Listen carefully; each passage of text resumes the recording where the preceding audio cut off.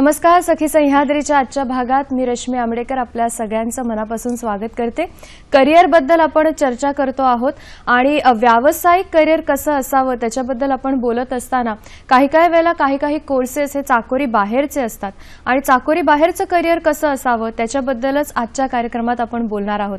आजच्या आपल्या कार्यक्रमाचा विषय आहे व्यावसायिक अभ्यासक्रमाचे विविध पर्याय आणि त्यामध्ये सुद्धा चाकोरी बाहेरील करिअरचे पर्याय कोणते आहेत, म्हणजेच ऑफबीट कोर्सेस कुठले आहेत त्याच्याविषयी आजच्या कार्यक्रमात आपण बोलणार आहोत. आणि आपल्याबरोबर आहेत सुचित्रा सुर्वे मॅडम. नमस्कार मॅडम. आपल्या कार्यक्रमात मनापासून स्वागत. ग्रोथ सेंटरच्या डायरेक्टर आहेत मॅडम आणि करिअर समुपदेशक म्हणून सुद्धा तुम्ही काम करता आणि लिखाण सुद्धा त्या अनुषंगाने त्या करत असतात. ऑफबीट कोर्सेस बद्दल आज आपण बोलणार आहोत. ऑफबीट करिअरचे पर्याय असा आपला विषय आहे. मुळात आपल्याकडे हे ऑफबीट करिअर ही संकल्पना कधीपासून आली आणि ती एवढी लोकप्रिय होण्यामागचं कारण काय?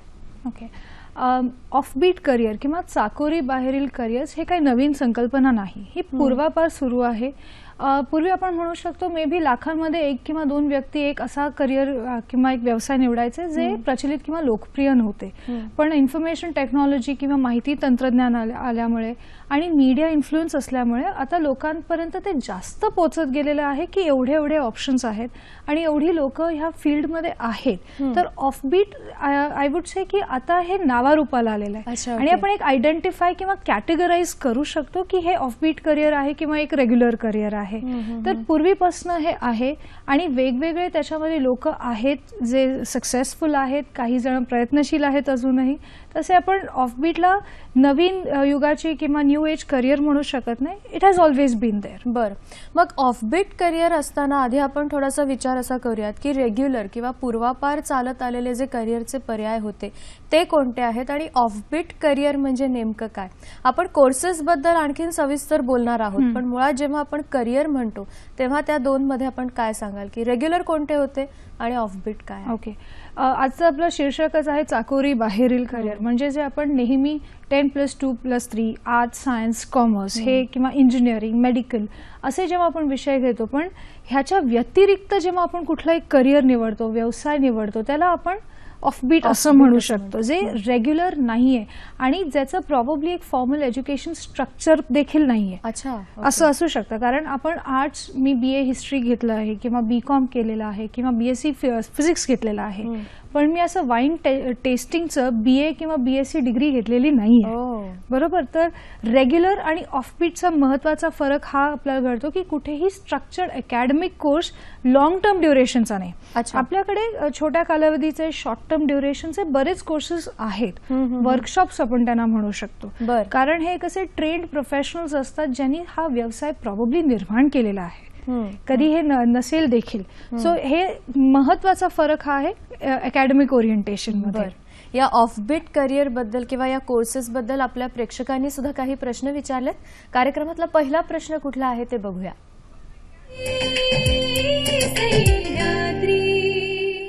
माझे नाव इशिका हरियान, मी करिरोड येथून बोलत आहे. माझा प्रश्न असा आहे की ऑफबीट करिअर म्हणजे काय आणि त्याच्यात उपलब्ध असलेल्या संधी कोणत्या आहेत?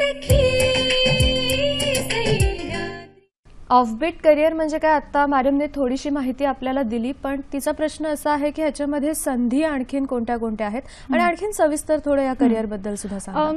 ऑफबीट आता आपण नेमके कुठले कुठले करिअर्स ह्याच्यामध्ये येऊ शकतात. ह्या ऑफबीट एक असं फील्ड आहे जिथे कुठलीही लिमिटेशन किंवा सीमा नाहीये.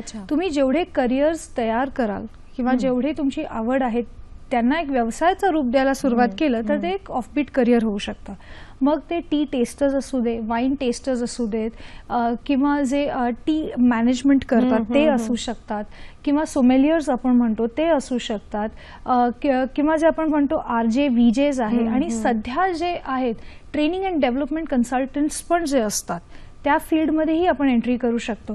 जर आपण एक सुपरफिशियली बघितलं तर क्रिएटिव्ह फील्ड्समध्ये आणि ॲडव्हेंचरस फील्ड्समध्ये बरेच ऑप्शन्स आहेत. म्हणजे माउंटेनियर्स आहेत, जे ट्रेकर्स आहेत, ते सध्या आता ट्रेनिंग अँड डेव्हलपमेंट HR ओरिएंटेशनमध्येही घेत आहेत. तर तुम्ही तुमची स्किल कुठे वापरू शकता आणि त्याचा उपयोग कसा करू शकता हे ऑफबीटमध्ये आपण जाणून घेतो. मी एक RJ असू शकते, मी एक ॲक्सेंट ट्रेनर असू शकते, किंवा एक VJ असू शकते, स्क्रिप्ट रायटर पण असू शकते. पण आपण स्क्रिप्ट रायटरला ऑफबीट म्हणू शकत नाही, कारण इट हॅज बीन देअर. पण जर मी ऑनलाईन कंटेंट किंवा शाळेच्या स्किटसाठी काहीतरी तयार करते, तो एक ऑफबीट करिअर असू शकतो. आता आपण बघितलेले पर्सनल शॉपर्स आहेत, इमेज कन्सल्टंट्स आहेत.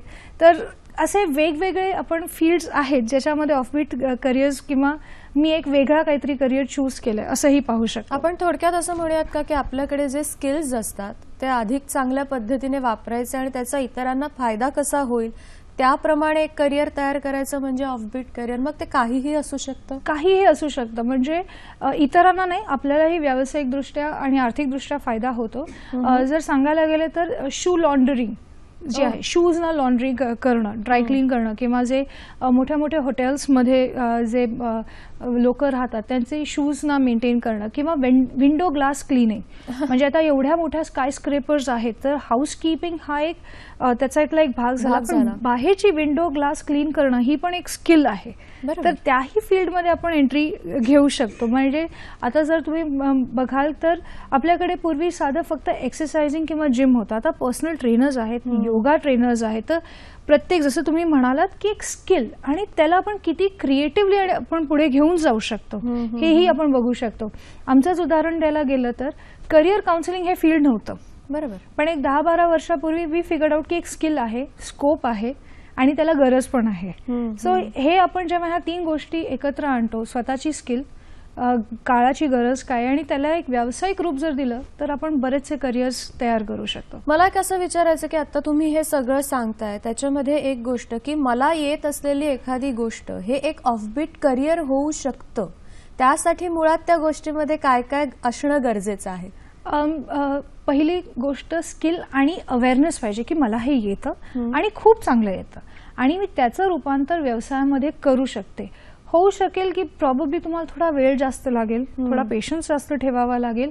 पण माझ्यात फॉर एक्झाम्पल आम्हाला असे एक व्यक्ती माहिती आहेत ज्यांनी जे आपण आर्टिफॅक्ट्स बघतो ते फक्त गणपतीच्या मूर्त्या करतात.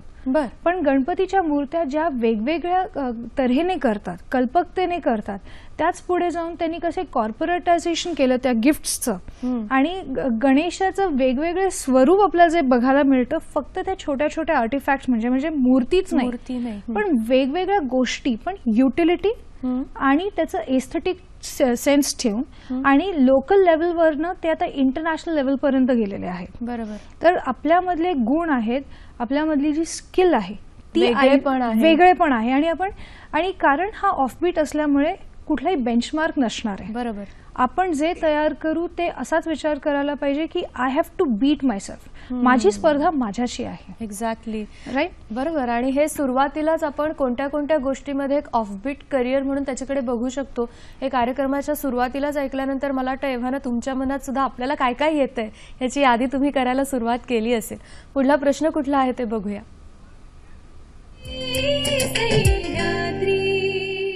हॅलो मॅम, माझं नाव आरजू आदिवान आहे. मी परेलमधून बोलते आहे. ऑफबीट कोर्सेस आणि रेग्युलर कोर्सेसमध्ये काय फरक आहे? ऑफबीट कोर्सेस आणि रेग्युलर कोर्सेस याच्यामध्ये नेमका असा तुम्ही ढोबळ मनाने काही फरक करू शकता?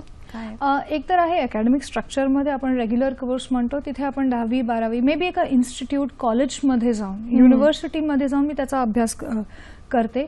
पण ऑफबीटचं असं होतं की मे बी मी एका प्रोफेशनल खाली ट्रेन होते. ओके. मे बी एक 2 दिवसाचं किंवा 3 दिवसाचं मी वर्कशॉप किंवा एक सेमिनार, कार्यशाळा अटेंड करते जिथे मी बेसिक्स शिकणं सुरुवात करते. म्हणजे तिकडे जशी आपल्याला डिग्री मिळते तशा प्रकारचं इकडे ट्रेनिंग असेलच असं नाही. म्हणजे डिग्री आहे, टेक्स्ट बुक्स आहेत, रेफरन्स मटेरियल आहे. या ऑफबीटमध्ये ह्या सगळ्या गोष्टी नसणार. मे बी आता जर मी फॉर एक्झाम्पल एक कोर्स घेतला पर्सनल शॉपरचा, आता पर्सनल शॉपरचा हा काही कोर्स नाहीये, पण मला काय काय लागणार? पर्सनल शॉपर बेसिकली काय करतो? जे मे बी जे खूप महत्वाचे व्यक्ती आहे ज्यांच्याकडे वेळ नाहीये, स्वतःचं शॉपिंगचा वेळ नाहीये आणि स्वतःला एका पब्लिक इमेजमध्ये नीट प्रेझेंट पण करायचंय. तर अशा वेळेस त्या व्यक्तीची गरज, ते कुठल्या प्रोफेशनमध्ये आहेत, नेमके कुठले कुठले ट्रेंड्स ह्या फील्डमध्ये आहेत, ह्या सगळ्याची माहिती स्वतःहून गोळा करावी लागेल. हे कुठल्याही टेक्स्टबुकमध्ये किंवा युनिव्हर्सिटीमध्ये मिळणारं नाहीये. बरोबर. सो आपल्याला हे लक्षात घेतलं पाहिजे की रेग्युलर आणि ऑफबीट मधला फरक हाच की आपण जेवढी स्ट्रेच स्वतःला करू तेवढे ऑप्शन्स आपले वाढत जातात. पुन्हा पण हा प्रश्न असा आहे की असे सगळे कोर्सेस केल्यानंतर किंवा अशा प्रकारचं ऑफबीट करिअर करत असताना सुरुवातीला तुम्हाला घरी काहीतरी सांगावंच लागणार की मी हे असं असं करायला जाते. त्याचा स्वीकार कसा होईल ह्याची थोडीशी भीती असते का, आणि मग त्याच्यावर ओव्हरकम कसं करायचं? एकतर असं तुमच्या जर खरंच मनात असेल की मी एक वेगळ्या रूटवर जर्नी सुरू करणार, एक वेगळा करिअर किंवा कोर्स सुरू करणार आहे, सर्वात आधी मुलांनी हे लक्षात घेतलं पाहिजे की त्याची थोडी पूर्वतयारी, होमवर्क करायला पाहिजे की काय स्किल्स आहेत आणि स्केलेबिलिटी आपण ज्याला म्हणतो की पुढच्या 2 वर्षांमध्ये किती गरज असणार आहे, ह्याच्यासाठी लागणारी टेक्नॉलॉजी कुठली असणार आहे, मला किती भांडवल लागणार आहे, माझे कॉन्टॅक्ट्स म्हणजे बेसिकली अपॉर्च्युनिटी आहे की नाही हे चेक करणं गरजेचं आहे. तर आय थिंक मुलं काय करतात की अचानक एक करिअरचं अनाउन्समेंट करतात की मी XYZ करिअर करणार आहे आणि कोणी विचारलं का कसं ह्या प्रश्नांची उत्तरं नसतात. तर सुरुवात इथून जर केली, थोडं होमवर्क केलं की मी माझा प्रोसेस काय असणार आहे, हे जे करिअर आहे ते मी एकटं करू शकते का मला अजून कोणाची साथ लागणार आहे, किंवा जे माझ्याकडे स्किल्स आहेत, मे बी माझ्याकडे चांगले मार्केटिंग स्किल्स आहेत पण आयडियाज आहेत पण स्वतःहून मी काही क्रिएट करू शकत नाही, विच मीन्स मग मला कोणीतरी टेक्निकल बॅकग्राऊंडचा पण व्यक्ती लागणार आहे की ज्याला मी माझे आयडियाज सांगीन आणि तो पुढे त्या आयडियाला एक ऍक्च्युअल एक्झिक्यूट करेल आणि नंतर मी त्याचं मार्केटिंग करेल. तर ह्या सगळ्या गोष्टी हळूहळू मुलांनी सुरुवात करायला हवी. आणि आयडेंटिटी आता इंटरनेटमुळे सहज शक्य आहे. जगभरात आपण चेक करू शकतो किती लोक किती वेगवेगळ्या गोष्टी करतात, आपल्याला माहिती नाही. आपण इथे एका सिक्युअर्ड स्टेबल जॉबच्या मागे जातो म्हणून आपण एका विशिष्ट पद्धतीनेच विचार करतो. तर ह्या मुलांकडे आत्ता तरी सध्याच्या पिढीला हा एक ऍडव्हान्टेज आहे की तुम्ही इंटरनेटद्वारे कोणालाही रीच आउट करू शकता. बरोबर, राईट. आणि त्यानंतर होमवर्क झाल्यावर स्वतःची किती तयारी, स्टेप 1 होमवर्क, सेकंड आहे की मी किती तयार आहे, कारण का ह्या फील्डमध्ये चॅलेंजेस असणार आहे. कोणी गाईड करणारं एखाद्या वेळेस नसू शकतं कारण एक वेगळाच फील्ड घेतोय, बेंचमार्क माहिती नाही, आपण बरोबर करतोय की चूक करतोय, एक्झॅक्टली हे मे बी कोणी सांगणारं नसेल. तर मग असं होऊ शकेल की मी जे डिसाईड करीन तेच फायनल आहे. आणि कधी कधी असंही होतं की आपल्याला वाटतं की आपण फार एक्सक्लुझिव्ह काहीतरी करतोय पण त्याच वेळेला सायमल्टेनियसली कुठेतरी ती आयडिया ऑलरेडी आलेली असते, त्याच्यावर काम सुरू असतं. त्याची पण तयारी हवी, त्याची तयारी. मग त्याच वेळी आपण किती इनोव्हेट करू शकतो, किती आपण डिफरन्शिएट स्वतःला, USP स्वतःचा काय आहे ह्याच्यासाठी म्हणून स्वतःला जाणून घेणं खूप गरजेचं आहे. आणि त्यासाठी स्वतःची आर्थिक बाजू केवढी आहे, एक्झॅक्टली ऍज अ पर्सन तुम्ही पेशंट आहात का हे पण चेक करायला पाहिजे. बरोबर आहे. आपण या अनुषंगाने आणखीन बोलणार आहोत, पण कार्यक्रमातला पुढला प्रश्न कुठला आहे ते बघूया.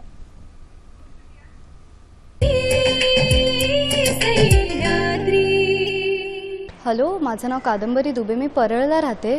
मुलींना नेहमी असा प्रश्न पडतो की करिअर ऑप्शन काय घ्यावे, म्हणून माझं क्वेश्चन असं आहे, which are the best of beat career option for girls.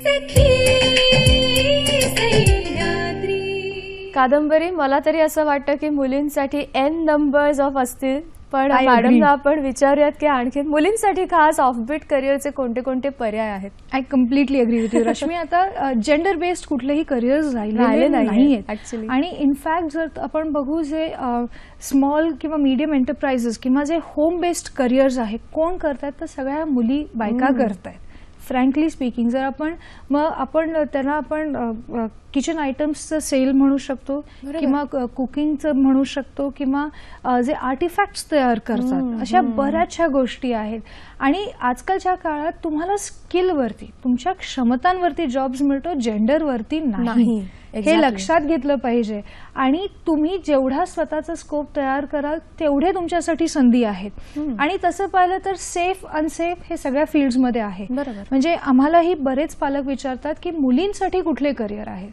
मुलींसाठी करिअरपेक्षा क्षमता काय आहेत त्याच्यावरनं करिअर आयडेंटिफाय करा, कारण का जेव्हा आपण सेफ विचार करायला बघतो तेव्हा आपण सेफच राहतो आणि रिस्क घेतली नाही तर सक्सेस तेवढा मिळत नाही. बरोबर. तर आय थिंक इट्स टाइम की शी शुड स्टार्ट थिंकिंग की वेगवेगळे कुठले ऑप्शन्स आहेत. आणि जर ऑफबीटच म्हणायचं असेल तर मी असंही सांगू शकते की मी एक्सक्लुझिव्ह मेहंदी डिझायनर पण होऊ शकते किंवा एक्सक्लुझिव्ह जे सलवार सूट्स डिझाईन करतात आणि बुटीक्सना देतात तेही करू शकते, किंवा मी मेकअप आर्टिस्ट होऊ शकते, किंवा मी काहीतरी हँडीक्राफ्ट्स गोष्टी किंवा रिसायकल्ड गोष्टी तयार करून आय कॅन मूव्ह अहेड, किंवा मी ॲज अ फ्रीलान्सर माझ्या घरच्या घरी चेस पण शिकवू शकते.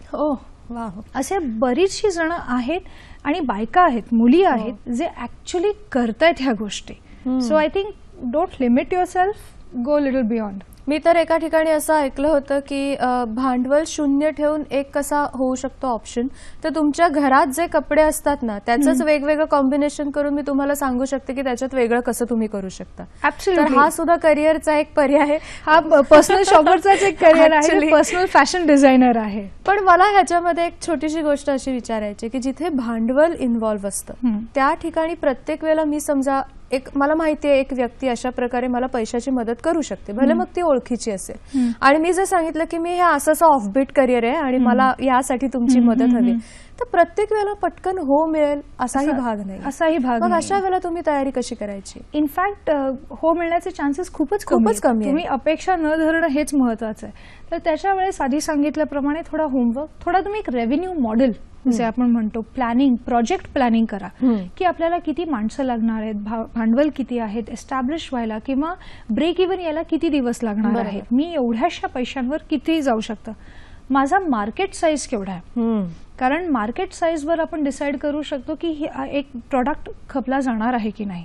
आणि मी आता ऑनलाईन असल्या कारणाने मी ऑनलाईन किती उपयोग, टेक्नॉलॉजीचा किती उपयोग करू शकते. तर आपण असा विचार करायला पाहिजे की जर सपोज मी एका बँकेकडे लोनसाठी अप्लाय करते तर बँक ह्या सगळ्या गोष्टी विचारणार आहे. तर माझे ओळखीचे जे कोण काका मावशी कोणी असतील जे मला पैसे देणार आहेत त्यांनाही जर मी प्रोफेशनली हे सगळं अप्रूव्ह करून दाखवलं, प्रॉपर प्रेझेंटेशन करून दाखवलं की हा माझा प्लॅन आहे, रिटर्न्स एवढ्या दिवसांनी येणार आहेत, लागणाऱ्या गोष्टी किंवा माझा बॅकअप असा मी तयार केलाय, तर आय डोंट थिंक सो कोणी जे लॉजिकल असेल आणि ज्यांच्याकडे थोडी दूरदृष्टी आणि पेशन्स असेल दे विल से येस. पण दुसरी एक महत्वाची गोष्ट अशी आहे की ह्याच्यासाठी तुम्हाला तुमच्या घरच्यांचा सपोर्ट मिळणं सुद्धा खूप गरजेचं आहे. तर अशी काही मुलं तुमच्याकडे येतात का की आयडिया एकदम बेस्ट असते त्यांच्याकडे आणि आपल्याला कळत असतं की ह्याचं एक सुंदर करिअर होऊ शकतं, पण घरून सपोर्ट मिळाला नाही म्हणून ते तिथे थांबलेलं असतं, अशा वेळेला काउन्सिलिंग किती महत्वाचं ठरतं? इनफॅक्ट अशा बऱ्याचशा गोष्टी होतात. कारण सध्या काय झालंय, टेक्नॉलॉजीमुळे अशी बरीच मुलं येतात जे काही नवीन नवीन ॲप्स तयार करतात, वेबसाईट्स तयार करतात, ऑनलाईन कंटेंट तयार करतात, किंवा ॲज अ व्हॉलंटियर त्यांना जाऊन काही कामं करायची असतात. तर अशा वेळेस तुम्ही तुमच्या आई वडिलांना किती कॉन्फिडन्समध्ये घेतायत, किती संवाद त्यांच्याशी साधताय, किती कम्युनिकेट करताय, आणि तुमचे आयडियाज किती स्पष्टपणे तुम्ही सांगू शकताय. कारण जर तुम्ही तुमच्या आई वडिलांचा किंवा कोणी गार्डियन असतील, जे कोणी असेल, त्यांचा सपोर्ट नसेल, सर्व्हाइव्ह करणं कठीण जातं. खरी गोष्ट. आर्थिक गोष्ट एक झाली, पण इमोशनली आणि मेंटली किंवा इंटेलेक्च्युअली एक गोष्ट तयार करून, निर्माण करून, त्याच्यात सस्टेन करून जायला एक वेगळा मॉरल सपोर्ट लागतो. बरोबर. तर अशा वेळेस आम्ही जनरली पेरेंट्सशी जेव्हा आम्ही बोलतो तेव्हा आधी आमचं असं असतं की हे एका सेशनमध्ये होणारी गोष्ट नसते. आधी मुलांचे काय प्लॅन्स आहेत, त्यांनी कितपत तयारी केलेली आहे, आणि एक गोष्ट डिसाईड केलेलं, म्हणजे आम्ही असा नेहमी विचार करतो की मी 10 पैकी 1 निवडलेला आहे पर्याय, पण हे 9 का नाकारले ह्याचंही उत्तर महत्वाचं आहे. बरोबर. का नाकारणं हेही, कारण मला फक्त आवड नाही का मला जमणार नाहीये ते, ह्या गोष्टी पण आपण चेक करतो.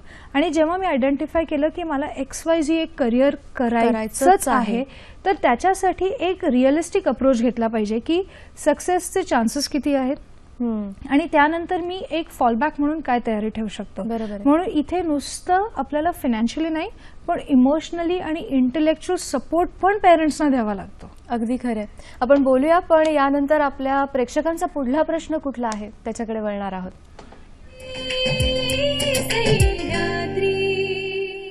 माझे नाव श्रद्धा वंजारे, मी डॉकेड येथून बोलत आहे. ऑफबीट करिअरमध्ये पैसे मिळवता येतात का, आणि ऑफबीट करिअरमध्ये व्यावसायिकदृष्ट्या लाभ होतो का? सगळ्यात महत्वाचा प्रश्न हा आहे, कारण आपण आता आयडिया एक्सप्लोर करण्याबद्दल एवढं बोलतोय, पण त्याच्यातनं पैसा मुळात मिळतो का, हा प्रश्न आहे. ऍक्च्युली खूप चांगला प्रश्न विचारलाय. पैसा येस मिळतो, पण तो कधी मिळेल ह्याची शाश्वती नसते. कारण तुमची एक आयडिया जर चांगली असेल पण त्याला नीट एक्झिक्यूट केलं नाही, त्याला नीट प्रेझेंट केलं नाही, तर असं शक्यता आहे की लोक ते एक्सेप्ट नाही करणार. बरोबर. असेही आम्हाला ट्रेनर्स माहिती आहेत जे HRD ट्रेनिंग वगैरे करतात किंवा काही गेस्ट लेक्चर्ससाठी जातात आणि त्यांची डेली फीज लाखांमध्ये असू शकते. म्हणजे पर डे त्यांचा इन्कम इन लॅक्स असतो. का तर हे स्पेशलाइज्ड आहेत, एक्सपर्ट आहेत आणि काही वर्षांचा त्यांच्याकडे एक्सपिरियन्स आहे. हाही प्रकार घडतो. म्हणजे you have to create your own market. आता आपल्याकडे असेही लोक आहेत जे इंडियन मायथॉलॉजीला मॅनेजमेंटमध्ये अटॅच करत आहेत. बर.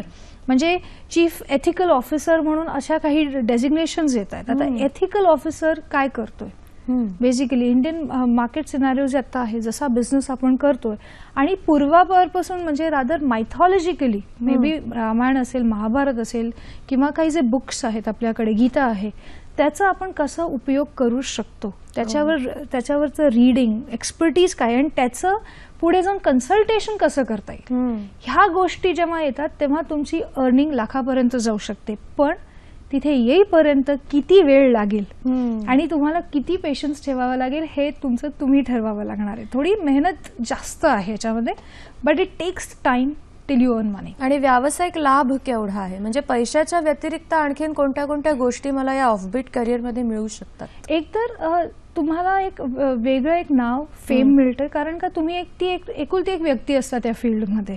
तर ऑब्व्हियसली रिस्पॉन्सिबिलिटी वाढलेली असते. तुमची स्वतःची जबाबदारी ह्याच्याने असते की मी अजून वेगळं आणि अजून स्वतःला किती डेव्हलप आणि किती अपडेट करू शकतो आणि किती आता टेक्नॉलॉजीचा वापर करू शकतो. तर नाव, फेम, पैसा ह्या सगळ्या गोष्टी, पण जबाबदारी सगळ्यात महत्वाची आहे. आणि जर तुमचा व्यवसाय एवढा वाढला आहे आणि तुमच्या हाताखाली जर लोक येत आहेत तर त्यांचीही कुठेतरी इनडायरेक्टली जबाबदारी तुमच्यावरच असते. बरोबर. कारण का त्यांचाही महिन्याचा खर्च किंवा सॅलरी हे तुमच्याकडनंच येत आहे. आणि आपल्याकडे थोडीशी अशी एक प्रवृत्ती आहे की एखादी आयडिया जर क्लिक झाली तर तशा प्रकारच्या आयडिया अनेक येऊ शकतात. मग पुन्हा एक चॅलेंज तुमच्या समोर असतं की आणखीन आता वेगळं काय करायचं. आधी सांगितल्याप्रमाणे स्केलेबिलिटी, आपण किती वेगळं करू शकतो, किती इनोव्हेट करू शकतो आणि किती ठिकाणी आपण याला घेऊन जाऊ शकतो, हे खूप महत्वाचं आहे. म्हणजे इथे मानसिक तयारी खूप ठेवायला हवी. आणि आय थिंक आपण पुढे बोलूच, पण ऑफबीट करिअर्समध्ये पैशाकडे नुसतं लक्ष न देता बरीचशी अशी लोक आहेत ज्यांना एक जॉब सॅटिस्फॅक्शन की आय डिड दिस, हे त्यांना करायचं असतं, म्हणून या फील्डमध्ये येतात. अगदी खरं आहे. आपण सुरुवातीपासून ऐकत असाल, बघत असाल तर खूप इंटरेस्टिंग मुद्द्यावर ही चर्चा सुरू आहे. आपण आणखीन बोलणार आहोत, पण त्याआधी एक छोटासा ब्रेक घेऊया. कि तू अति शीघ्र हे तुझं वर्तमान रूप त्याग करून एक वानर होशील. आणि मी तुला आशीर्वाद देतो की माझं स्वरूप तुझ्या गर्भातून जन्म घेईल. मालिका संकट मोचन हनुमान पाहायला विसरू नका आपल्या लाडक्या सह्याद्री वाहिनीवर. प्रसारण दर बुधवार, गुरुवार संध्याकाळी 4 वाजता आणि सोमवार ते शुक्रवार रात्री 9 वाजता. नमस्कार. Hello doctor. 24908050 किंवा 24988050. विसरू नका हे संपर्क क्रमांक, कारण विविध आजारांविषयी तुमच्या विविध प्रश्नांचं निराकरण होणार आहे याच क्रमांकावर.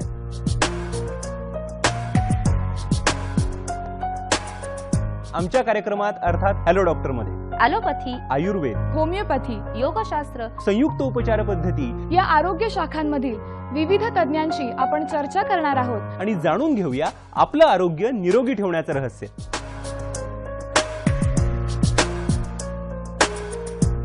पाहायला विसरू नका हॅलो डॉक्टर, दर बुधवारी आणि गुरुवारी रात्री 8 वाजता आपल्या सह्याद्री वाहिनीवर. हॅलो डॉक्टर, बुधवार आणि गुरुवार रात्री 8 वाजता आणि सोमवार आणि मंगळवार सकाळी 11 वाजता. ब्रेक नंतर सखी सह्याद्रीमध्ये आपल्या सगळ्यांचं मनापासून स्वागत. चाकोरी बाहेरचं करिअर, त्याचे वेगवेगळे पर्याय कुठले असू शकतात याच्यावर सुचित्रा मॅडम आपल्याला मार्गदर्शन करतात. आपण जेव्हा कार्यक्रमाच्या आधी बोलत होतो तेव्हा तुम्ही म्हणालात की BA, BCom किंवा BSc हे सगळे व्हॅनिला कोर्सेस आहेत, म्हणजे नेमकं काय? हा एक नवीन टर्म कॉइन झालेला आहे, जिथे बऱ्याचशा इथे लोक आम्हाला म्हणतात की आम्हाला व्हॅनिला कोर्सेस नको. आणि व्हॅनिला कोर्सेस कुठले तर BA, BSc, BCom. का तर हे नेहमीचे कोर्सेस आहेत, इतके वर्ष सुरू झाले आहेत आणि कंटिन्युअस आहेत, म्हणून त्यांना आपण प्लेन व्हॅनिला आईस्क्रीम सारखं आपण म्हणू शकतो. त्याच्यामध्ये फ्लेवर्स नाही. आणि जे तर नवीन डिग्रीज आलेले आहेत त्यांना आपण मी I will not endorse it, but students किंवा जे जनरल पब्लिक आहे ते असं म्हणायला लागलेले आहेत की काहीतरी फ्लेवर्स, काहीतरी वेगळे आम्हाला कोर्सेस द्या, म्हणून हे वेगळे कोर्सेस. आणि रेग्युलर आपले जे ट्रेडिशनल जे कोर्स आहेत ज्याच्यामध्ये आपले फंडामेंटल्स तयार होतात त्यांना आता व्हॅनिला कोर्सेस म्हटलं जात आहे. बरोबर. तसं नवीन म्हणण्यापेक्षा it is a new term that has come. पण हे जे चाकोरी बाहेरचं करिअर आपण म्हणतोय की त्याच्यामध्ये सुद्धा असे काही कोर्सेस आहेत का की ज्याचा रेग्युलर अभ्यास आहे किंवा त्याचं सर्टिफिकेट मिळू शकतं, अशा पद्धतीचं काही आहे? आहेत ना. जर तुम्ही टी टेस्टिंग करत असाल, वाईन टेस्टिंग करत असाल, किंवा जर तुम्ही ग्रूमिंग ह्या फील्डमध्ये जाणार असाल, तर ग्रूमिंगमध्ये मी फक्त ह्युमन्सचं नाही, पेट ग्रूमिंग्स पण आहेत, तर तिकडेही तुम्ही जाऊ शकता. तर अशा वेळेस तुम्हाला छोटे सर्टिफिकेट कोर्सेस नक्की मिळू शकतात. वर्कशॉप्स आहेत जे तुम्ही अटेंड करू शकता. त्यांचं प्रॉपर म्हणतात ना, ते मे बी 3 दिवस किंवा 7 दिवसाचे किंवा इव्हन 1 दिवसाचा तो कोर्स असू शकतो. तर अशा फील्ड्समध्ये तुम्ही एंट्री घेऊ शकता. ऑफकोर्स, पण ते तुम्हाला असं युनिव्हर्सिटीची मास्टर्स डिग्री वगैरे मिळणार नाही, पण something which says that you have participated in a workshop, असे तुम्हाला काही डिग्रीज किंवा सर्टिफिकेट्स मिळू शकतात. पण आता समजा माझ्याकडे खूप एक सुंदर आयडिया आहे आणि मला माहिती आहे की ही आयडिया फक्त माझ्या देशापुरती नाही, तर मला बाहेर सुद्धा त्याचा खूप मोठा स्कोप आहे, वाईड स्कोप आहे. पण तिथे तर एज्युकेशन ते वेगळ्या पद्धतीचं लागतं. एक ठराविक वर्ष तुम्हाला कंप्लीट करावी लागतात, मग तुम्ही तिथे जाऊ शकता. तर व्हॉट अबाउट, म्हणजे हे जर चाकोरी बाहेरचे मला जर करिअर करायचं असेल तर माझ्या आयडियाला परदेशामध्ये काय मागणी असेल? ओके, जर अशी काही इंटरेस्टिंग आयडिया आहे, तुम्ही जर एक प्रोजेक्ट प्लॅन तयार केलेला आहे, त्याच्याबद्दल जर पूर्ण रेव्हेन्यू मॉडेल तयार केलेलं आहे, आपल्याकडे बरेचसे व्हेंचर कॅपिटलिस्ट पण असतात. ओके, तिथे तुम्हाला शिक्षणाची गरज नाहीये. तुम्हाला मग अशा व्हेंचर कॅपिटलिस्ट किंवा जे अशी लोक आहेत जे इनोव्हेटिव्ह आयडियाजमध्ये इन्व्हेस्ट करतात. इनफॅक्ट बऱ्याचशा युनिव्हर्सिटीज परदेशी पण अशा आहेत ज्या इनोव्हेटिव्ह आयडियाजना इन्व्हाइट करतात की तुमच्याकडे आयडिया असेल तर आमच्याकडे पैसे आहेत, we will create a model for you. तर इनफॅक्ट ऑनलाईनमुळे ह्या मुलांना आता पर्याय आणि संधी आहेत. लोक पण आहेत जे तुम्हाला पाठबळ देऊ शकतात आणि मग तुम्ही इंटरनॅशनली पण जाऊ शकता. आणि फ्रँकली एकदा www. काही आलं तर इट हॅज गॉन इंटरनॅशनल. बरोबर. तुम्हाला एन्श्युअर करावं लागतं की प्रॉपर ते सर्च इंजिन मार्केटिंग करून यू आर देअर विजिबल. मग ऑटोमॅटिकली सगळीकडे इंटरनॅशनली पण आपण जे म्हणतो तुम्ही ते घेऊ शकता. पण येस, तुमचं रेव्हेन्यू मॉडेल, तुमचा प्रोजेक्ट प्लॅन अगदी परफेक्ट असायला पाहिजे. ह्याच्यामध्ये मला एक छोटासा धोका जाणवतोय, त्याच्याबद्दल मी तुम्हाला विचारणार आहे. पण आपल्या प्रेक्षकांचा पुढला प्रश्न कुठला आहे त्याच्याकडे वळूया.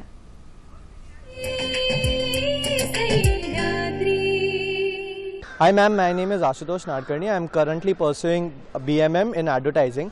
My question is that will masters help me in my career? आशुतोषचा प्रश्न आहे, BMM ची मास्टर्स जर त्याने मिळवली तर त्याला कितपत त्याचं मदत होऊ शकेल त्याच्या करिअरच्या दृष्टिकोनातून? Okay, I think Ashutosh advertising फील्डमध्ये आहे. आधी एक समजून घ्यायला पाहिजे की ऍडव्हर्टायझिंग म्हणजे नुसतं क्रिएटिव्ह नाही. बरोबर. बऱ्याच मुलांना असं वाटतं की फक्त ज्या टीव्हीवरच्या ऍड दिसतात ते म्हणजे ऍडव्हर्टायझिंग. ऍक्च्युअली तसं पण ऍडव्हर्टायझिंगमध्ये बरेचसे डिपार्टमेंट्स, फंक्शन्स आहेत. तुम्ही क्लायंट सर्व्हिसिंगमध्ये जाऊ शकता, तुम्ही अकाउंट एक्झिक्युटिव्ह म्हणून लागू शकता, तुम्ही व्हिज्युअलायझर, कॉपीरायटर, किंवा आशुतोषचा असा इंटरेस्ट असेल की मला कॉपी रायटिंगमध्ये खूप इंटरेस्ट आहे, तर त्यांनी एक कॉपी रायटिंग किंवा इंग्लिश लँग्वेज किंवा कम्युनिकेशनचा कोर्स करणं अधिक महत्त्वाचं. बरोबर. जर त्याला क्लायंट सर्व्हिसिंग किंवा अकाउंट एक्झिक्युटिव्ह सारख्या फील्डमध्ये एंट्री करायची असेल तर मार्केटिंग किंवा PR करणं महत्त्वाचं आहे. तर नुसतंच एक डिग्री आणि कुठली तरी मास्टर्स करण्यात अर्थ नाहीये. बरोबर. आणि ऍडव्हर्टायझिंग हे फक्त आता टेलिव्हिजन नाही, आपल्याकडे ऑनलाईन ऍड्स आहेत, प्रिंट ऍड्स आहेत. तर ह्या सगळ्या फील्ड्समध्ये ही एंट्री आहे जे ऍडव्हर्टायझिंग थ्रू जाऊ शकतात. तर त्याच्यामधली बेसिक स्किल त्यांनी आधी शोधावी आणि मग ह्या कुठल्या तरी एका फंक्शनमध्ये त्यांनी रिलेटेड कोर्स करून पुढे जावं, हे जास्ती महत्वाचं आहे. पण आता तुम्ही जे म्हणताय की त्याने थोडासा वेळ स्वतःला द्यावा, आपल्याला काय जमतंय हे बघावं. आपल्याकडे एकीकडे संपूर्ण शिक्षण घेणं, पदवी घेणं हे कंपल्सरी असतं जवळजवळ, ते तुमच्याकडे असायलाच लागतं. मग ह्या सगळ्या गोष्टींमध्ये वेळ कुठे आहे मुलांकडे, तो कसा त्यांनी शोधायचा? होतं का, ही डिग्री कॉलेजची मुलं आहेत, तर डिग्री कॉलेज एका विशिष्ट वेळेपर्यंतच असतात. आपल्या इथे काय होतं की आपण कॉलेजमधले उपद्व्याप म्हणतो फ्रँकली, पण मुलांनी एक्स्ट्रा करिक्युलर्समध्ये पार्टिसिपेट करायला पाहिजेत. कारण कुठलाही इव्हेंट असेल, कल्चरल इव्हेंट असेल, त्याच्यात बऱ्याचशा गोष्टी आहेत. आणि आता कुठलंही कॉलेज फेस्ट त्याला एक कॉर्पोरेट स्वरूप आलेलं आहे.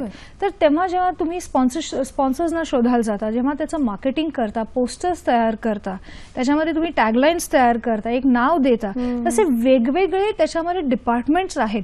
तर मुलांनी स्वतःला अशा गोष्टींमध्ये इन्व्हॉल्व्ह करायला पाहिजे. मी असं बसून म्हणू शकत नाही की I am very creative, I can create a poster, पण त्या विशिष्ट वेळेत विशिष्ट शब्दांमध्ये मला त्या विशिष्ट स्पेसमध्ये एक पोस्टर तयार करणं जमतंय की नाही आणि डेडलाईन्स मी हँडल करू शकते की नाही.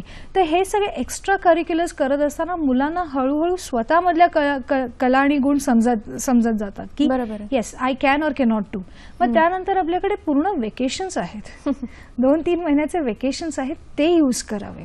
कुठेतरी एक समर जॉब नक्की करावा किंवा एक फक्त दिवसातले 3 तास किंवा 4 तास अशा कुठल्या प्रोफेशनलकडे जावे जे त्यांना वाटतं की नाही आय थिंक मला या फील्डमध्ये जायचं and the organisation also has no problem. असं काही आयडेंटिफाय केलं तर आपण हँडल करू शकतो. आणि सगळ्यात महत्वाचं म्हणजे करिअर करायचं आहे तर स्वतःला स्ट्रेच करावं लागतं. वेळेचे नियोजन इसेन्शियल आहे आणि प्रायोरिटी काय आहे, बरोबर, कशाला आपण प्राधान्य देतोय, की मस्ती मजा की मला पुढे करिअर पण करायचं. म्हणजे कॉलेज फेस्ट मध्ये भाग घेत असताना ते तेवढ्या पुरतं न राहता ह्याच्यातून आपलं करिअर होऊ शकतं का याचा विचार आता सगळ्यांनी करायला हवा, नाही का? ते महत्वाचं आहे. मी मगाशी म्हटलं तसं की एक धोका जाणवतो असा की माझ्याकडे खूप आयडियाज आहेत आणि मग त्या मी कुठेतरी बोलून जाते, कोणाजवळ तरी बोलून जाते, मग त्या कॉपी होण्याची शक्यता आहे. तर अशा पद्धतीने तुम्ही मुलांचं काउन्सिलिंग करता का की तुझ्याकडे जर खूप आयडियाज असतील तर त्या पटकन कोणाला सांगू नको, ह्याच्यातनं तुझं करिअर होतंय का, अशा पद्धतीचं काही मार्गदर्शन होऊ शकतं? मार्गदर्शन होण्यापेक्षा महत्वाचं आहे की आपली आयडिया आधी सांगितल्याप्रमाणे थोडं होमवर्क करून बघितलं पाहिजे की इज माय आयडिया युनिक, आणि जर ती आयडिया खरंच युनिक असेल आणि त्याच्यामध्ये खरंच एक रेव्हेन्यू मॉडेल दडलेला असेल तर पुढे जाऊन रेव्हेन्यू मॉडेल तयार जाऊन पेटंट्स पण एक कॉन्सेप्ट आहे, आपण पेटंट्समध्येही जाऊ शकतो. पण त्याच्यासाठी थोडं अंडरस्टँडिंग, ज्यांना पेटंट लॉज माहिती आहे, कुठल्या प्रकारच्या आयडियाज प्रोडक्ट्स आपण पेटंट करू शकतो आणि त्यांना नंतर पुढे मार्केट करणं हे गरजेचं आहे. तर मुलांना ते थोडं हळूहळू घेऊन किंवा जे प्रोफेशनल्स आहेत मे बी डिरेक्टली त्या फील्डमधले नसावे, इनडिरेक्टली त्या फील्डमधले असतील तर त्यांना कन्सल्ट करायला काही हरकत नाही. बरोबर, अशा रीतीने तुम्ही तुमचं आणखीन पॉलिश करू शकता आणि सेफगार्ड पण करू शकता. बरोबर आहे. अशा कोणत्या आयडियाज आहेत करिअरच्या ऑफबीट मध्ये की ज्याचा परदेशामध्ये उत्तम संधी असू शकते? परदेशामध्ये तुम्ही काहीही करू शकता. वेन आय से काहीही, तिथे असं होतं की तुम्ही असंही बघाल की एक जॅनिटर पण म्हणेल, म्हणजे जो आपण स्वीपर म्हणतो तोही अगदी कॉन्फिडेंटली आणि अगदी ह्याच्याने सांगतो की आय एम अ जॅनिटर. बरोबर, तिथे डिग्निटी ऑफ लेबर असल्या कारणाने आपल्याला अपॉर्च्युनिटीज जास्त दिसतात. आपल्या इथे हा प्रकार घडत नाही. सो डिग्निटी ऑफ लेबर नसल्यामुळे आपण धोपट मार्गाने जाण्याचा प्रयत्न करतो की मला एक सेफ सिक्युअर्ड स्टेबल करिअर मिळालं की आय एम डन. पण तिथे तुम्ही may be you can be a team maker, तुम्ही बेबी सिटर असू शकता किंवा तुम्ही डॉग वॉकर असू शकता किंवा पॅरामेडिक्समध्ये जाऊन तुम्ही फक्त पेशंट्सना कसं ईज करायचं तेवढंही तुम्ही काम करू शकता. तर असे वेगवेगळे फील्ड्स तुमच्यासाठी ओपन होतातच तिथे. मला वाटतं आपल्याकडच्यांची थोडीशी मानसिकता बदलायची गरज आहे की कोणता जॉब चांगला कोणता वाईट असं न ठरवता आपल्याला तो कितपत चांगला जमतोय ह्याचा विचार जर केला तर यश नक्की आपल्या हातात असतं. पुढला प्रश्न कुठला आहे ते बघूया. मी सुप्रिया मयेकर, परळ येथे राहते. माझा प्रश्न असा आहे की ऑफबीट करिअरसाठी कशा प्रकारच्या व्यक्तिमत्वाची गरज असते? सुप्रियाचा प्रश्न सुद्धा महत्त्वाचा आहे. आयडियाज माझ्याकडे भरपूर आहेत पण माझी पर्सनॅलिटी, माझं व्यक्तिमत्व जर चांगलं नसेल तर कदाचित माझा कॉन्फिडन्स कमी असण्याची शक्यता आहे. कशा पद्धतीचं व्यक्तिमत्व लागतं? एक तर लक्षात घेतलं पाहिजे सगळ्या मुलांनी, व्यक्तिमत्व म्हणजे मी एक्सटर्नली कशी दिसते हे नाही. एक्झॅक्टली, प्रेझेंटेशन नाहीये इथे. तुमच्यामध्ये निर्णय क्षमता आहे का? तुमच्यामध्ये जे डेडलाईन्स किंवा प्रेशर येणार असेल तर ते क्रायसिस किंवा ते प्रेशर हँडल करण्याची क्षमता आहे का? तुम्ही इनोव्हेट किती करू शकता, म्हणजे किती क्रिएटिव्हली वेगवेगळा विचार करू शकता तुमच्यामध्ये पेशन्स किती आहे, कारण ऑफबीटमध्ये बिकॉज देर इज नोबडी तुम्हाला थोडं पेशन्स हा ठेवावाच लागतो. तर त्याचबरोबर मी मार्केटिंग आता गरजेचं आहे, प्रेझेंटेशन गरजेचं आहे, त्याचबरोबर ह्या 2 स्किल्स, कम्युनिकेशन स्किल्स, भाषा, मग ती मराठी असू दे इंग्लिश असू दे, पण जर तुम्हाला इंटरनॅशनल लेवल्सवर जायचं असेल तर येस इंग्लिश कंपल्सरी आहे, कारण ती आता एक प्रोफेशनल लँग्वेज झालेली आहे. म्हणजे कुठल्याही देशात तुम्ही जाऊ शकता, काम करू शकता. तर ह्या सगळ्या गोष्टी खूप गरजेच्या आहेत. त्याचबरोबर इमोशनल मॅच्युरिटी पाहिजे, कारण असं होतं आपल्याकडे तू काय करते ह्याचं जर एक नीट सोशली एक्सेप्टेड उत्तर नाही दिलं तर त्याचा एक वेगळा कॉन्सेप्ट तयार होऊ शकतो. आणि जर तुम्ही मेंटली किंवा इमोशनली स्ट्रॉंग नसाल तर you may not be able to face this. बरोबर, असंही प्रॉब्लेम होऊ शकतं. जर तुम्ही ऑफबीट घेणार असाल तर एक तर स्वतःमध्ये विश्वास ठेवा की मी जे करिअर चूज केलं ते बरोबर आहे, त्याचं एक फ्युचर आहे. ते मे बी त्याच्यामध्ये सेटल व्हायला, एस्टॅब्लिश व्हायला अजून मला 1-2 वर्ष लागतील, किंवा नेहमी लागणाऱ्या वेळेपेक्षा मला 1-2 वर्ष जास्त लागणार आहेत. तर ह्या सगळ्या गोष्टींचा विचार करून स्वतःच्या व्यक्तिमत्वाला तयार करणं गरजेचं आहे. आणि त्याचबरोबर तुम्ही जे काही फील्ड घेतात, म्हणजे मे बी पेट ग्रूमिंग असेल किंवा वाईन टेस्टिंग असेल, पर्सनल शॉपर्स असेल, त्याप्रमाणे स्वतःला थोडं राहणं, कारण लोक तुम्हाला त्याच अँगलनी बघणार आहे की अरे I am talking to a professional XYZ. मग ते एक फ्लॉ एक हे आला पाहिजे की नाही, दिस इज द पर्सन आणि ही पर्सनॅलिटी आहे. तर स्वतःची तशीही व्यक्तिमत्वाची तयारी करायला हरकत नाही मुलांनी. तुमच्याकडे अशी काही मुलं येतात का की जी खूप डाऊन असतात, मुळात त्यांच्याकडे खूप छान आयडिया आहेत, तुम्हाला हे जाणवत असतं की ती खूप कल्पक आहेत मुलं, पण केवळ स्वतःच्या पर्सनॅलिटीच्या बाबतीत थोडासा न्यूनगंड असल्यामुळे ती ओपनली बोलत नाही. तुम्ही त्यांचं मार्गदर्शन, त्यांचं समुपदेशन कोणत्या लेव्हलपासून सुरू करून त्यांच्यामध्ये आत्मविश्वास देता? एकतर त्यांच्यामध्ये हा आत्मविश्वास का नाही इथून सुरुवात होते. आपल्याला आधी तो सोर्स जर कळला, कारण होतं काय की आपल्या इकडे कॉम्प्लिमेंट्स दिल्यावर आपण पटकन त्यांना एक्सेप्ट नाही करत आणि नको करू, हे नाही करायचं, तुला जमणार नाही, अशा कंडिशनिंगमध्ये जेव्हा आपण वाढलेलो असतो आत्मविश्वास ऑटोमॅटिकली तो खाली जातो. तर आम्ही आधी हे सोर्स आयडेंटिफाय केल्यावर मग त्याच्या अकॉर्डिंगली आपल्याला त्यांना ट्रीट किंवा त्यांना एका प्रोसेसमधनं घेऊन जावं लागतं. जर आपल्याला एक आयडिया चांगली दिसते आणि जर ती व्यक्ती ओपन असेल तर आधी म्हटल्याप्रमाणे एक मार्केटिंग पर्सन आणि एक टेक्निकल पर्सन, जर ही टेक्निकली साऊंड आहे तर आपल्याला एक अशा व्यक्तीची जोड द्यावी लागेल जे मार्केटिंग आणि फायनान्शियली त्यांना सपोर्ट करू शकेल. म्हणजे हे जर आलं तर आपण सहज हळूहळू तो कॉन्फिडन्स, कारण का कॉन्फिडन्स एका दिवसाने किंवा एका सेशनने वाढणाऱ्यासारखा नसतो, ते ओव्हर द पिरियड आणि छोट्या छोट्या सक्सेसनी, छोट्या छोट्या यशाच्या गोष्टीने आपल्याला तो वाढत जातो. तर अशा काही ऍक्टिव्हिटीज आम्ही त्यांना देतो, काही गोष्टी करायला लावतो ज्याच्यामुळे त्यांना वाटेल की अरे आय कॅन डू दिस, बरोबर, I am good at it. मग हळूहळू तो कॉन्फिडन्स वाढला की मग ती गाडी हळूहळू रुळावर यायला लागते. आता एक सर्वसामान्य प्रश्न असा आहे की शहरामध्ये जी मुलं आहेत त्यांच्या जर डोक्यामध्ये अशा जर कल्पना आल्या तर त्या पुढे जाण्याची एक काय म्हणत स्कोप हा खूप मोठ्या प्रमाणात असतो. पण ग्रामीण भागामधली जी मुलं आहेत त्यांच्या डोक्यात जेव्हा अशा वेगळ्या आयडिया येतात, चाकोरी बाहेरचं करिअर त्यांना करायचं असतं, तर त्यांच्या मार्गात अडथळे थोडे जास्त आहेत. अशा मुलांनी मग काय करायचं? इनफॅक्ट आमचा असा एक्सपिरियन्स पण आहे की जे ग्रामीण मुलं आहेत ते कॉन्सेप्च्युअली खूप क्लिअर आहेत, त्यांचे कॉन्सेप्ट चांगले आहेत, तयारी आहे. फक्त होतं काय, कुठेतरी त्यांना असं वाटतं की शहरांमध्ये किंवा भाषेमुळे, स्पेशली इंग्रजीमुळे मला हे जमणार नाही. तर अशा वेळेस त्यांनी एक कॅल्क्युलेटेड रिस्क आपण म्हणतो ना, तसं काहीतरी सुरुवात करायला पाहिजे. मे बी एक आयडिया आहे तर ती एक आयडिया मे बी एका इंडस्ट्रीमधली असावी, तर त्या इंडस्ट्रीच्या लोकांना जाऊन भेटून किंवा इन्स्टिट्यूट्स आहेत, प्रोफेसर्स आहेत, जे काही कंपनीज आहेत ते रिसर्च अँड डेव्हलपमेंटला पण वाव देतात किंवा प्रोजेक्ट्सना स्पॉन्सर करतात, अशा लोकांना येऊन भेटणं गरजेचं आहे. पण एक आहे की तेव्हा त्यांच्यामधला आत्मविश्वास जास्त असायला पाहिजे, खरी गोष्ट, रिस्क टेकिंग अबिलिटी थोडी जास्त पाहिजे आणि स्वतःच्या आयडियावर खूप कॉन्फिडन्स असायला पाहिजे, विश्वास असायला पाहिजे, कारण का त्याशिवाय जमणं शक्य नाहीये हे. तर ह्या मुलांनी मे बी मी एका छोट्या गावातल्या मुलाला सडनली नाही सांगू शकत की तू फक्त USA मध्ये बघ किंवा ऑस्ट्रेलियामध्ये बघ, मे बी भारतातल्या कुठल्या मेट्रोज मधनं सुरुवात केली पाहिजे आणि taking it ahead further from there. म्हणजे आपल्याला जमतंय ह्याच्यावर पण विश्वास ठेवता आला पाहिजे. बऱ्याचदा आपली गल्लत अशी होते की आपल्याला जमत नाही असं जेव्हा कोणी सांगतं तेव्हा त्याच्यावर आपला 100% विश्वास बसायला लागतो.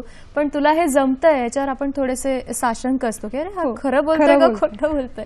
त्याच्यावर आपण विश्वास ठेवला पाहिजे की हो आपल्याला जमतंय. पुढला प्रश्न कुठला आहे ते बघूया.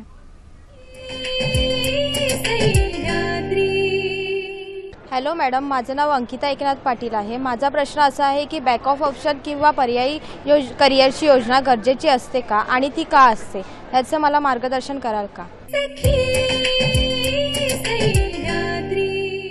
अंकिताचा प्रश्न हा फक्त ह्या चाकोरी बाहेरच्या करिअरसाठी नाहीये मला वाटतं. तो सगळ्याच साठी करिअरचे पर्याय निवडत असताना महत्वाचा आहे की बॅकअपची योजना असावी का आणि ती किती गरजेची असते.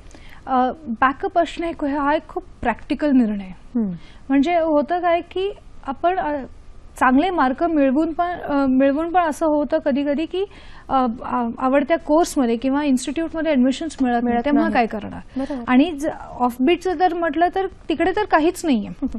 Absolutely there is nothing to fall back. तर बॅकअप ऑप्शन असणं नेहमी गरजेचं आहे. ते एक प्रॅक्टिकल डिसिजन आहे. म्हणजे होतं असं की तुमच्या ह्याच्यामध्ये एक टेन्शन नसतं की आता माझं पुढे होणार काय, मी हे बंद करू का.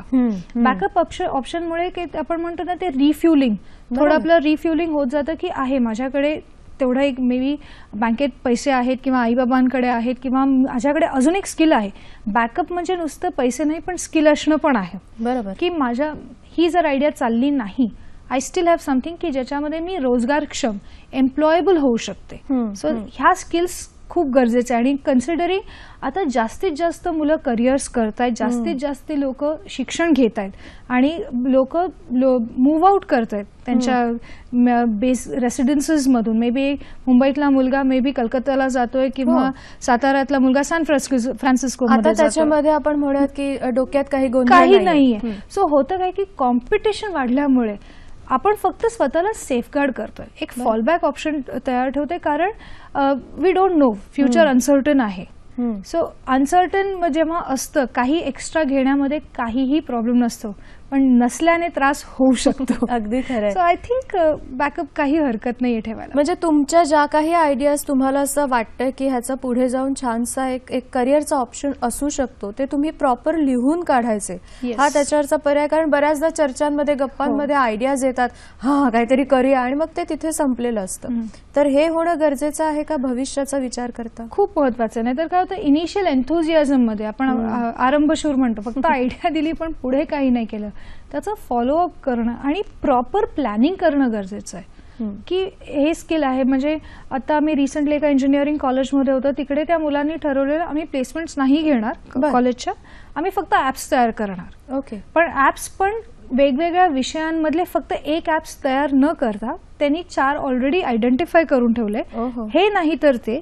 मग त्यांना सहज विचारलं पुढे काय, आम्ही कंपनीजकडे जाऊ.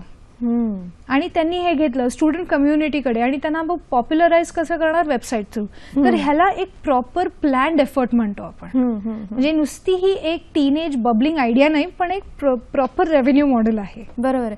पण पालकांची जी भूमिका पुन्हा एकदा त्या प्रश्नावर येते की अशा पद्धतीने समजा बॅकअप प्लॅन पण माझ्याकडे असेल, मी एका करिअरला सुरुवात केली, मला जाणवलं की हे नाही पुढे काही घडत आहे, घरी सगळ्यांना ते माहिती आहे, आणि मी अचानक ठरवलं की नाही आता हे नाही, हे करणार आहे. आपल्याकडे ह्याला धरसोड वृत्ती म्हटलं जातं. हो आहे.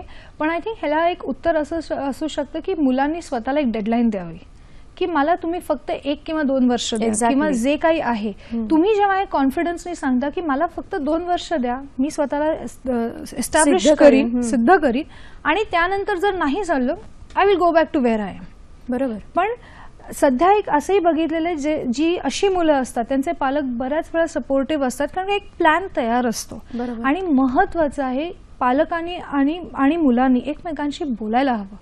कम्युनिकेट करायला हवं की काय सुरू आहे आणि कुठपर्यंत आले. पालकांनीही तेवढा एक इंटरेस्ट घ्यायला हवं, फक्त रिटर्न्समध्ये नाही की नेमका प्रोसेस काय आहे. मे बी असंही होऊ शकतं की ते आई किंवा वडील ते मुलांनाही काही इनपुट्स देऊ शकतात. खरी गोष्ट. काही गायडन्स देऊ शकतात की अरे हा एक कॉन्सेप्ट असा तू एक नवीन तयार करू शकतोस, किंवा हा एक फीचर याच्यात घालू शकतोस, हे तयार करू शकतात. तर पालकांनी सपोर्ट कुठलेही पालक कधी मुलांना असं सपोर्ट करत नाही असं होत नाही. त्यांच्या शंका असतात. जर ते आपण शंकांचं निरसन केलं तर आय थिंक सपोर्ट सहज मिळू शकतो. आणि आता तुम्ही जे म्हणालाय की पालकांमध्ये सुद्धा हा एक खूप छान बदल जाणवायला लागलाय, तर मला वाटतं ही खूप पॉझिटिव्ह साईन आहे अशा प्रकारे चाकोरी बाहेरचं करिअर करण्याच्या दृष्टिकोनातून.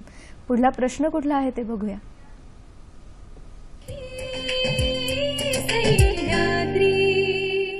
हॅलो मॅम, नमस्कार. माझं नाव अर्तिका संजय पेडणेकर आहे. मी शिवडी येथे राहते आणि मी MD कॉलेजमध्ये BMMची स्टुडंट आहे, फर्स्ट इयरची. तर माझा प्रश्न असा आहे की आम्हाला 3rd इयरला जाऊन जर्नलिझम आणि ॲडव्हर्टायझिंग या दोघांमधला एक पर्याय चूज करायला लागतो, तर त्याच्यापैकी कोणता माझ्यासाठी उपयोगी ठरेल? पुन्हा एकदा BMMचा प्रश्न आहे, जर्नलिझम करायचं का ॲडव्हर्टायझिंग, असा एक खूप मोठा प्रश्न तिला पडलाय. 3ऱ्या वर्षाला गेल्यानंतर काय करायचं, तर ही निवड आपण कशी करायची, तिच्या प्रश्नाला तुम्ही आधी उत्तर द्या. ही निवड म्हणजे एकतर जर्नलिझम म्हणजे नुसतं न्यूज चॅनल किंवा न्यूज रीडिंग नाही. बऱ्याच जणांना अँकरिंग हे जर्नलिझम वाटतं, पण तसं नाहीये. आपण न्यूजपेपर जर बघितलं तर तिकडे कॉलम रायटर्स असतात, एडिटर्स असतात, रिपोर्टर्स असतात, पेज लेआउट जे करतात तेही असतात. तर जर्नलिझम हे फक्त प्रिंट आणि आता ऑनलाईन जेवढे प्रिंट आहेत त्यांचे ऑनलाईन पण आहेत, आणि त्याचबरोबर लाईव्ह TV स्ट्रीमिंग आहे, 24 आवर न्यूज चॅनल्स आहेत. तर अशा वेळेस वेगवेगळे त्यांच्यामध्ये रोल्स आहेत. तर मुलांना आधी हे आयडेंटिफाय करायला पाहिजे की मी या फील्डमध्ये जर्नलिस्ट म्हणजे नुसतं अँकरिंग नाही, पण ॲक्च्युअल न्यूज रिपोर्टिंग आणि रायटिंग स्किल्स पाहिजेत. बरोबर. आणि जर जर्नलिझम फील्डमध्ये जायचं असेल तर व्हेरी इम्पॉर्टंट आहे तुमचं कम्युनिकेशन स्किल्स. बरोबर. केवढे चांगले आहेत, म्हणजे रिटन आणि ओरल दोन्ही. कारण का तुम्हाला अचानक सांगितलं जाईल की एक स्टोरी कव्हर करा, त्याच्यावर 200 शब्द लिहा. नेमके 200 शब्द किती हेही मुलांना बऱ्याच वेळा माहिती नसतं. तर ह्याची सुरुवात जर्नलिझम जर इंटरेस्ट असेल आणि रायटिंग कम्युनिकेशनवर ग्रास्प असेल तर it will make a lot of sense. बरोबर. आणि ॲडव्हर्टायझिंग जर असेल, जर आपण म्हणतोय की क्रिएटिव्ह फील्ड आहे किंवा क्लायंट सर्व्हिसिंगमध्ये जायचं असेल आणि तुमची एक आउटगोईंग पर्सनॅलिटी असेल, तुम्ही नीट बोलू शकता, नीट प्रेझेंट करू शकता, तर ह्या फील्ड्समध्ये तुम्ही सहजपणे जाऊ शकता. आणि जर्नलिझममध्ये आम्ही इनफॅक्ट बघितलेलं आहे, टू ॲड ऑन, बऱ्याच जणांना wild life photography, wild life journalism ह्या सगळ्या फील्ड्समध्ये जायचं असतं. खूप ब्रांचेस आहेत, खूप ब्रांचेस आहेत. किंवा फोटोग्राफी सारखा कोर्स किंवा एक स्पेसिफिक फोटोग्राफी करायची, म्हणजे जर्नलिझम आहे, जर्नलिस्ट आहे, पण पेज 3 फोटोग्राफर व्हायचंय.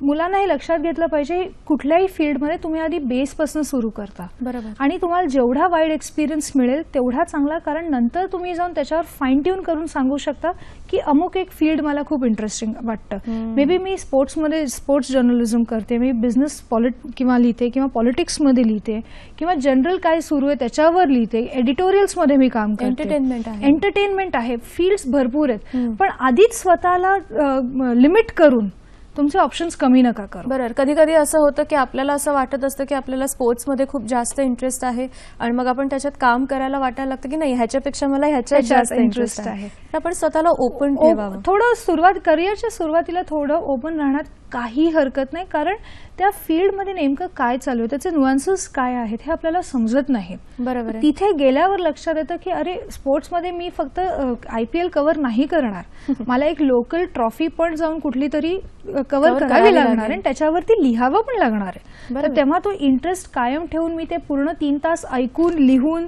त्याच्यावर काही कमेंट्स करणं, दॅट्स अ स्किल. तर मुलांनी थोडं पेशंट राहिलं पाहिजे, especially in the field of media. एक प्रश्न असा आहे की हे आता आपण मुलांबद्दल बोलतोय, पण हे चाकोरी बाहेरचं जे करिअर आहे, ही आयडिया मला कोणत्याही वयात येऊ शकते, एजचं लिमिट काहीच नाहीये.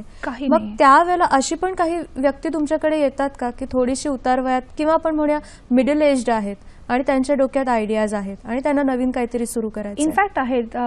सध्याचा असाही ट्रेंड दिसतोय की मी माझ्या आईबाबांसाठी इंजिनिअरिंग केलं, घरच्यांच्या याच्यासाठी मी आता एक नोकरी केली, 10-15 वर्ष केलं, मी आता फायनान्शियली खूप हे झालेले आहे, सेटल्ड आहे, I want to do what I want to do. असेही बरेच आहेत. पण अशा लोकांचा एक ॲडव्हान्टेज डिसएडव्हान्टेज फक्त एवढं आहे की एक्सपिरियन्स असतो, माहिती असते, तर तेव्हा फक्त रिस्पॉन्सिबिलिटीज काय आहेत, किती जबाबदाऱ्या आहेत आर्थिक किंवा घरच्या, ह्यांचा विचार करून जर एक बॅकअप प्लॅन केला तर करू शकतात.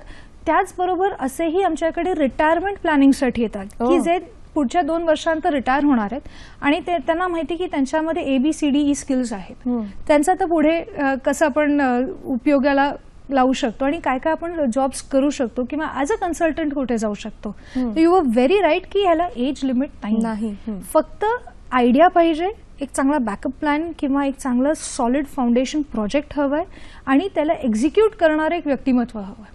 पण आपल्याकडे असं सुद्धा आहे का की हे जे काही कोर्सेस आपण नको म्हणत, हे जे करिअर्स आहेत, वेगवेगळे ऑप्शन्स आहेत, ह्याच्यामधल्या काही गोष्टींमध्ये मार्गदर्शन देणाऱ्या अशा संस्था आपल्याकडे अजूनही नाही आहेत, तर त्यांची निर्मिती होणं गरजेचं आहे असं वाटतं तुम्हाला? होणार काय, जर because they are off beat, ते काहीतरी नवीन करतायत, त्यांना आपण एका सिस्टममध्ये किंवा चाकोरीमध्ये अडकवू शकत नाही, म्हणून एक ऑर्गनाइज्ड म्हणतात ना आपण स्ट्रक्चर त्याला देऊच शकत नाही. आपण मॅक्सिमम काय करू शकतो, एक पर्टिक्युलर पॉइंट घेऊन, मे बी आता से फॉर एक्झाम्पल एक आपण जर करिअर घेतोय ज्याला आपण म्हणतोय VJs, ओके सपोज, किंवा से ॲक्सेंट ट्रेनर्स आहेत. आता ॲक्सेंट ट्रेनर्स कुठे कुठे काम करतील, मे बी मीडिया फील्डमध्ये असतील, मे बी BPOs मध्ये असतील, KPOs मध्ये असतील, राईट. पण ह्यांना गाईड करणारे कोण लोक असतील, जे ऑलरेडी प्रोफेशनली इंडस्ट्रीमधली जी लोक ज्यांना माहिती आहे की त्यांना काय गरज आहे. बरोबर. माझा जर एक BPO आहे जे UKच्या क्लायंट्सना हँडल करतोय, तर ब्रिटिश ॲक्सेंट कसा असतो हे, की मला गरजेची लोक कोण आहेत ते मला एक आयडेंटिफाय करणारं जरी व्यक्ती मिळालं, मग ते नीड गॅप अनालिसिस करून आपण नीट आयडेंटिफाय करू शकतो आणि सांगू शकतो की yes this is what it is, आणि नंतर स्वतःहून ते स्वतःला टेक ऑफ करावं लागतं. बरोबर. मार्गदर्शन कसं तुम्हाला मिळू शकेल की तुम्ही अजून किती स्केलेबल करू शकता, टेक्नॉलॉजीचा किती उपयोग करू शकता, हे आपण चेक करू शकतो. पण शोली डिपेंड्स की एक इंडिव्हिज्युअल, एक व्यक्ती त्याला कुठल्या लेवलपर्यंत घेऊन जातो. मगाशी तुम्ही म्हणालात की एक वेळ स्वतःला द्यायची ठरवून की मी हे करिअर या वर्षांमध्ये करेन, तेवढा मला तुम्ही वेळ द्या. पण काही मुलांची टेंडन्सी अशी दिसून येऊ शकते का की आता मी एक ऑफबीट करिअर निवडलेलं आहे, तर थोडासा एक पळपुटेपणा, नाही मला हे पण नाही जमलंय, मला ते पण नाही, आता मी हे सुरू करणार, ते सुरू करणार, हा सुद्धा एक मुद्दा आहे त्याच्यामध्ये? असू शकतो. मला अभ्यास जमत नाही, गणित आवडत नाही, रसायनशास्त्र आवडत नाही, म्हणून मी काहीतरी वेगळं करायला घेतो. तर आमच्याकडे जेव्हा मुलं येतात तर पहिला प्रश्न हाच असतो, ॲज आय सेड अर्लियर, नकारण्याचे कारण काय आहेत. इज इट लेझीनेस की मला हे जमत नाहीये म्हणून? तर तेव्हा काय होतं की या मुलांची क्लॅरिटी, आणि तिथे पालकांचा रोल महत्वाचा येतो. त्यांनी जर फोकसमध्ये ठेवलं आणि त्यांना असं सांगितलं की तुमच्याकडे एवढा वेळ आहे, मे बी त्यांच्या पॉकेट मनी किंवा त्यांची जी रेग्युलर लाईफस्टाईल आहे त्याच्यावर थोडा जरी अंकुश ठेवला की बऱ्याचशा गोष्टी क्लिअर व्हायला सुरुवात होतात. आणि देन एक विशिष्ट, maybe if the child is interested, seriousness जाणवतोच, सगळ्यांना जाणवतो की हा एक अवॉइडन्स आहे की रिअल डिसिजन आहे. आपल्याकडे खूप कमी वेळ आहे, जाता जाता फक्त एवढं विचारायचं की ऑफबीट करिअर जर मला निवडायचं असेल तर कोणत्या गोष्टी माझ्याकडे असणं, फक्त व्यक्तिमत्व असं नव्हे, त्याबरोबरीने इतर कोणत्या गोष्टींचा विचार मी केला पाहिजे, पुन्हा एकदा आपल्या सगळ्या बघणाऱ्यांना? ओके, एक तर स्किल, कुठली तरी एक गुण पाहिजे तुम्हाला, वाचन अफाट पाहिजे, आणि तुमच्याच फील्डचं नाही, सगळ्या फील्ड्सचं. कारण तुम्ही तुमच्या स्किलला, तुमच्यामधली जी कला आहे त्याला कुठल्या कुठल्या एरियाजमध्ये डेव्हलप करू शकता, वाढवू शकता, हे गरजेचं आहे. त्याचबरोबर मार्केट किंवा सोसायटी ट्रेंड्स काय म्हणतायत, आणि तुमच्या मॉडेलमध्ये एक स्केलेबिलिटी आहे का, पुढे मी फक्त माझ्या लेवलसाठी का अजून पुढे मी जाऊन ह्याला इंटरनॅशनल लेवलवर घेऊन जाऊ शकते का, ती विचार करण्याची क्षमता, पेशन्स, तयारी, आणि आय थिंक सेल्फ कॉन्फिडन्स ठेवायला काही हरकत नाही. या सगळ्या गोष्टी असतील आणि तुमच्याकडे छान छान आयडियाज असतील तर त्याचं एक सुंदरसं करिअर आपण करू शकतो. यातनं एकच मुद्दा असा लक्षात आला की आयडियाजबद्दल आपण बऱ्याचदा बोलत असतो आणि त्या कट्ट्यावरच्या होऊन जातात, त्या तशाच न ठेवता त्या जर प्रॉपर लिहून काढल्या आणि त्याच्यावर जर आपण नीट विचार केला तर हे जे ऑफबीट करिअर आपण म्हणतोय त्याच्यामध्ये आपण नक्की यशस्वी होऊ शकतो. करिअरबद्दल आणखीन गप्पा आपण मारणार आहोत, पण आजच्या कार्यक्रमात मात्र आपण इथेच थांबतोय. नमस्कार.